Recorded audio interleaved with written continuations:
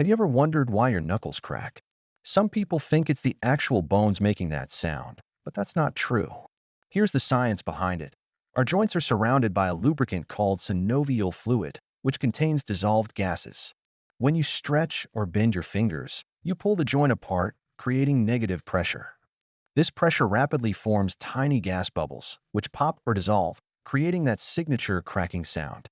So, next time someone tells you it's bad for your bones, you'll know the truth. What's your favorite fun fact about the human body? Let me know in the comments.